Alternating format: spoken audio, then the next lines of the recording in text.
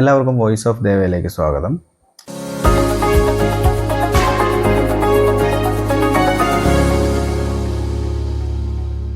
ഇന്നത്തെ വീഡിയോയിൽ നമ്മൾ ഉൾപ്പെടുത്തിയിരിക്കുന്നതെന്ന് വെച്ചാൽ പുതുതായിട്ട് യൂട്യൂബ് ചാനൽ തുടങ്ങിയിരിക്കുന്നവർക്ക് വേണ്ടിയിട്ട് മാത്രമാണ്.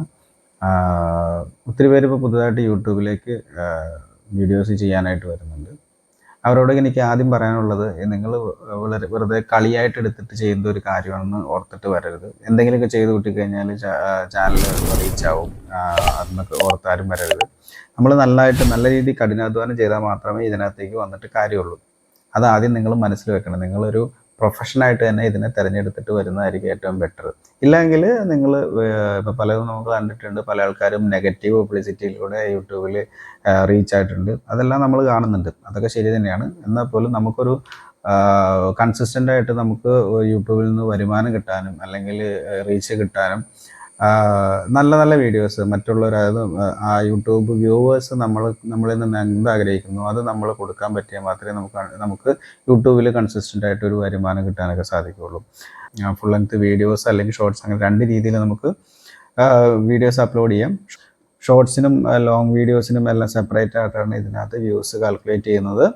അത് നമ്മൾ ആദ്യം നമ്മളൊരു ചാനൽ തുടങ്ങി കഴിഞ്ഞിട്ട് നമ്മുടെ ആദ്യം വരുന്ന വ്യൂസ്, ആദ്യത്തെ കുറച്ച് നാളത്തെ വ്യൂസും നമ്മുടെ ലോങ് വീഡിയോസിലുള്ള വാച്ച് അവറും ഇതെല്ലാം കാൽക്കുലേറ്റ് ചെയ്യുന്നത് നമ്മുടെ മോണിറ്റൈസേഷന് വേണ്ടിയിട്ടാണ് കാൽക്കുലേഷൻ പോകുന്നത്. അതായത് നമ്മുടെ ചാനൽ മോണിറ്റൈസ് ആവുക, അതായത് നമുക്ക് ക്യാഷ് കിട്ടാനുള്ള ഒരു ലെവലിലേക്ക് അതിനെ എത്തിക്കുക എന്നുള്ളതാണ് മോണിറ്റൈസേഷൻ എന്ന് പറയുന്നത്. മോണിറ്റൈസേഷന് വേണ്ടിയിട്ട് യൂട്യൂബ് കുറച്ച് ക്രൈറ്റീരിയാസ് പറയുന്നുണ്ട്. യൂട്യൂബ് ഫുൾ മോണിറ്റൈസേഷൻ ചെയ്യാനായിട്ട് ആദ്യം യൂട്യൂബ് പറയുന്ന ക്രൈറ്റീരിയ എന്ന് പറയുന്നത് 1000 സബ്സ്ക്രൈബേഴ്സാണ്. 1000 സബ്സ്ക്രൈബേഴ്സ് എന്ന് പറഞ്ഞാൽ 1000 പേര് നമ്മളെ സബ്സ്ക്രൈബ് ചെയ്തിരിക്കണം. അതാണ് ആദ്യത്തെ ക്രൈറ്റീരിയ. കൂടാതെ ലോങ് വീഡിയോസിൽ 4000 വാച്ചിങ് അവേഴ്സ് കാണും. ലോങ് വീഡിയോസിൽ 4000 വാച്ചിങ് അവേഴ്സ് എന്ന് പറഞ്ഞാൽ അതിനുള്ള ടൈം ലിമിറ്റ് എന്ന് പറയുന്നത് 365 ദിവസം, അതായത് ഒരു വർഷത്തെ സമയത്തിനുള്ളിൽ 4000 വാച്ചിങ് അവേഴ്സ് നമ്മൾ കംപ്ലീറ്റ് ചെയ്യണം. അല്ല എങ്കിൽ ഷോർട്ട് വീഡിയോസിലാണ് നിങ്ങൾ കോൺസെൻട്രേറ്റ് ചെയ്യുന്നതെങ്കിൽ ഷോർട്ട് വീഡിയോസിൽ 3 മാസത്തിനുള്ളിൽ, അതായത് 90 ഡേയ്സിനുള്ളിൽ നമ്മൾ 10 മില്യൺ വ്യൂസ് എത്തിച്ചിരിക്കണം. 10 മില്യൺ വ്യൂസ് എന്ന് പറഞ്ഞാൽ 1 കോടി വ്യൂസാണ്. അത് വളരെ നിസ്സാരമായിട്ട് കാണരുത്. 10 മില്യൺ വ്യൂസാണ് എത്തിക്കേണ്ടത്. അത് 3 മാസം സമയമുള്ളൂ. അപ്പോൾ അതുകൊണ്ട് ഞാൻ ആദ്യം തന്നെ പറഞ്ഞത്, വളരെ കളിയായിട്ട് വന്നിട്ട് നമുക്ക് മോണിറ്റൈസ് ആയിട്ടില്ല, അല്ലെങ്കിൽ ഞങ്ങൾ കുറേ വീഡിയോ ഇട്ട് വന്നിട്ട് ഞങ്ങൾക്ക് വ്യൂസ് കയറുന്നില്ല എന്ന് പറയുന്നതിൽ കാര്യമില്ല. നമ്മൾ വളരെ സീരിയസ് ആയിട്ട് തന്നെ ചെയ്താലേ പറ്റുള്ളൂ. അതുപോലെ തന്നെ നമ്മളിപ്പോൾ ഷോർട്സാണ് ചെയ്യുന്നുണ്ടെന്നുണ്ടെങ്കിൽ ഷോർട്സ് വീഡിയോസ് നമ്മൾ വീക്ക്ലി ഏതൊക്കെ ദിവസങ്ങൾ ഇടുന്നുണ്ട്, അപ്പോൾ ഒരു വീക്കിൽ ഒരു 2-3 എങ്കിലും ഇടാൻ ശ്രമിക്കുക. അത് കണ്ടിന്യൂസ് ആയിട്ട് ഏതെങ്കിലും കറക്റ്റ് ടൈം ഇൻ്റർവെല്ലിൽ തന്നെ ചെയ്യാൻ ശ്രമിക്കുക. ടൈം ഇൻ്റർവെൽ എന്ന് പറഞ്ഞാൽ ഇപ്പോൾ ഇന്ന് തിങ്കളാഴ്ച ഇട്ടു, ബുധനാഴ്ച ഇട്ടു, വെള്ളിയാഴ്ച ഇട്ടു, അങ്ങനെ ഒരു 3 ഇടുന്നുണ്ടെങ്കിൽ, ഇല്ല എന്നുണ്ടെങ്കിൽ ഡെയിലി ഇടാൻ ശ്രമിക്കുക. ഡെയിലി ഇടാൻ ശ്രമിക്കുക എന്ന് പറഞ്ഞാലും അത് ഏതെങ്കിലും ഒരു കറക്റ്റ് ടൈം, ഒരു നല്ല ടൈം നിങ്ങൾ സെലക്ട് ചെയ്യുക. ആ ടൈമിൽ തന്നെ ഈ വീഡിയോ പബ്ലിഷ് ചെയ്യാനായിട്ട് ശ്രമിക്കുക. കാര്യം എന്ന് വെച്ചാൽ ഈ അടുത്ത ദിവസം ഒരു ദിവസം നമ്മൾ ഒരു ടൈമിലിട്ടു, പിറ്റേ ദിവസം വേറൊരു ടൈമിലിട്ട് കഴിഞ്ഞാൽ അതിന് റീച്ച് കുറയും. അതുപോലെ നമ്മൾ ഇതിനെ വളരെ ചിട്ടയായിട്ട് തന്നെ കൊണ്ടുപോയി മാത്രമാണ് യൂട്യൂബിൽ നമുക്ക് വ്യൂസ് കയറുകയുള്ളൂ. എന്ന് പറയുന്നത് നമ്മളെല്ലാ ഷോർട്സിനൊന്നും വ്യൂസ് കയറണമെന്ന് നിർബന്ധമില്ല.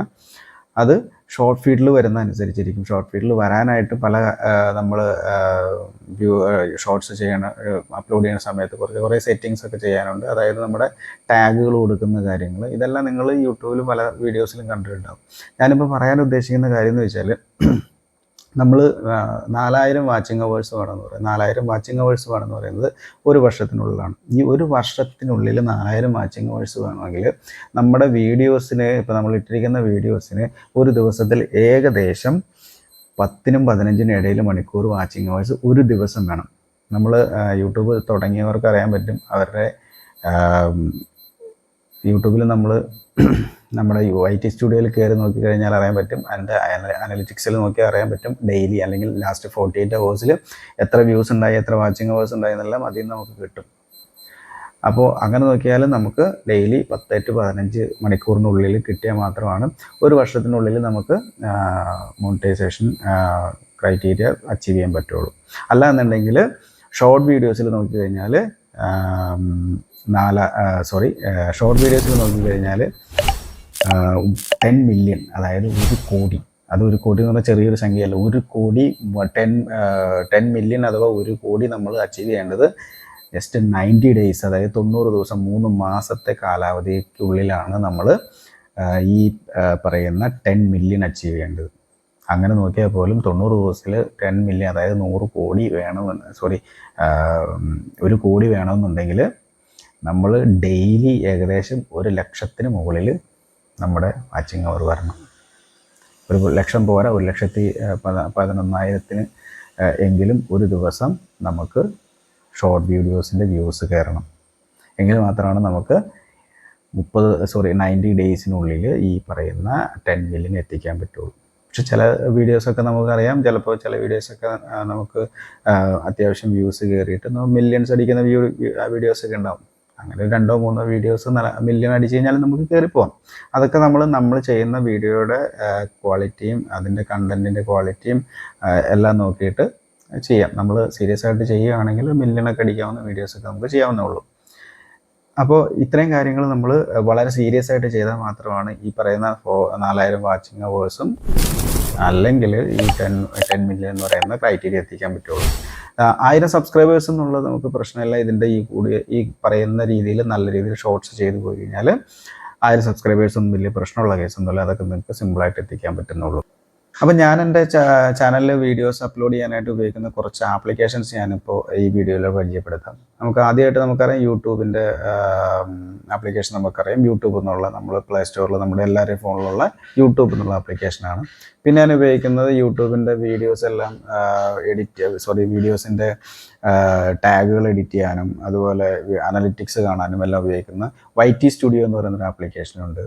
പിന്നെ ഒരു ആപ്ലിക്കേഷൻ ഉള്ളത് TubeBuddy എന്ന് പറയുന്ന യൂട്യൂബിൻ്റെ തന്നെ വേറൊരു ആപ്ലിക്കേഷൻ. TubeBuddy എന്ന് പറയുന്ന ആപ്ലിക്കേഷനോടെ നമുക്ക് നമ്മുടെ ചാനലിൻ്റെ ഓരോ വീഡിയോസിൻ്റെയും അനലിറ്റിക്സ് കാണാം. ആ വീഡിയോസിൽ ഏത് ടാഗ് ഉണ്ടെങ്കിൽ ആ ടാഗ് ഏതാണ്, റാങ്ക്ഡ് ടാഗ് ഏതാണ്, അൺറാങ്ക്ഡ് ടാഗുകൾ ഏതൊക്കെയാണ്, ഏത് ടാഗ് കൊടുക്കണം, അല്ലെങ്കിൽ എന്താണ് അതിനകത്ത് കുറവുള്ളത്, നമ്മൾ ഒരു വീഡിയോ അപ്ലോഡ് ചെയ്താൽ എന്താണ് അതിനകത്ത് എക്സ്ട്രാ ഇനി ആഡ് ചെയ്യേണ്ടത്, ഏതെങ്കിലും ടൈറ്റിലിൽ കൊടുക്കാനുണ്ടോ, ടാഗ് കൊടുക്കാനുണ്ടോ, ഇതെല്ലാം അതിനകത്ത് നമുക്ക് അറിയാൻ പറ്റുന്നതാണ്. അതുപോലെ തന്നെ നമുക്ക് ഒരു ഫുൾ വീഡിയോയുടെ അല്ലെങ്കിൽ ഷോർട്സിൻ്റെ ഫുൾ ടാഗ് നമുക്ക് അതിൽ നിന്ന് കോപ്പി ചെയ്തിട്ട് അടുത്തൊരു വീഡിയോയിലേക്ക് ഇടാൻ അങ്ങനെയൊക്കെ സഹായിക്കുന്ന ഒരു ആപ്ലിക്കേഷനാണ് TubeBuddy എന്ന് പറയുന്നത്. അപ്പോൾ ഞാൻ ഉപയോഗിക്കുന്ന ഈ വീഡിയോസ് അപ്ലോഡ് ചെയ്യാനായിട്ട് ഉപയോഗിക്കുന്ന 3 ആപ്ലിക്കേഷൻ: ഒന്ന് നമ്മുടെ യൂട്യൂബിൻ്റെ ആപ്ലിക്കേഷൻ, 2 YT സ്റ്റുഡിയോ എന്ന് പറയുന്ന നെക്സ്റ്റ് ആപ്ലിക്കേഷൻ, പിന്നെ TubeBuddy. ഈ 3 ആപ്ലിക്കേഷൻസ് ഞാൻ റെഗുലറായിട്ട് യൂസ് ചെയ്തിരുന്നതാണ്. ഞാൻ ഉപയോഗിക്കുന്ന VNൻ്റെ ആപ്ലിക്കേഷനാണ്. VN ഉപയോഗിച്ചിരുന്ന ഞാനിപ്പോൾ എൻ്റെ എല്ലാ വീഡിയോസും ചെയ്തിരിക്കുന്നത്, എല്ലാ വീഡിയോസും ഇതുവരെ വേറെ ചെയ്തിട്ടുള്ള യൂട്യൂബിൻ്റെ തന്നെ വേറെ ആപ്ലിക്കേഷൻ YT ക്രിയേറ്റ് എന്ന് പറഞ്ഞൊരു ആപ്ലിക്കേഷൻ ഉണ്ട്. അല്ലാതെ തന്നെ നമ്മുടെ ഇപ്പോൾ ഇൻസ്റ്റാഗ്രാമിൻ്റെ പുതിയൊരു ആപ്ലിക്കേഷനെല്ലാം വന്നിട്ടുണ്ട്.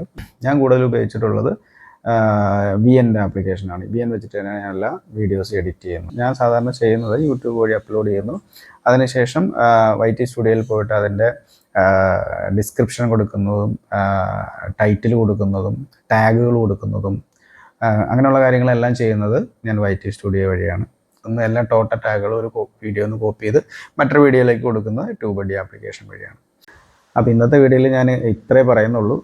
കാര്യം ഞാൻ ഇതിങ്ങനൊരു എൻ്റെ ചാനൽ നോക്കിയാൽ ഇതൊരു ടെക് വീഡിയോ ചാനലുകളൊന്നുമല്ല, എൻ്റെ ഒരു ഫാമിലി വ്ളോഗ് ചാനലാണ്. പക്ഷേ നമ്മളോട് ബന്ധപ്പെട്ടിട്ടുള്ള ഒത്തിരി പേര് ഇപ്പോൾ വീഡിയോ ചെയ്യാൻ തുടങ്ങിയിട്ടുണ്ട്. അപ്പോൾ അങ്ങനെയുള്ളവർക്ക് ചെറുതായിട്ട് കാര്യങ്ങളൊന്ന് പറയാനും നേരിട്ട് പറഞ്ഞിട്ടുണ്ടെങ്കിലും അതൊന്നൊരു റെക്കോർഡിങ്ങിലാക്കി നമുക്കത് പറഞ്ഞു കൊടുക്കാനും വേണ്ടിയിട്ടാണ് ഇപ്പോൾ ഈ വീഡിയോ ചെയ്തത്. അപ്പോൾ ഈ വീഡിയോ ആദ്യമായിട്ട് കാണുന്നവരാണ് സബ്സ്ക്രൈബ് ചെയ്യുക, വീഡിയോ ലൈക്ക് ചെയ്യുക. എന്തെങ്കിലും സംശയങ്ങളുണ്ടെങ്കിൽ കമൻറ്റ് ചെയ്ത് ചോദിക്കുക. എനിക്ക് പറ്റിയിട്ടുള്ള അബദ്ധങ്ങൾ ഞാൻ നിങ്ങൾക്ക് പറഞ്ഞു തരാം.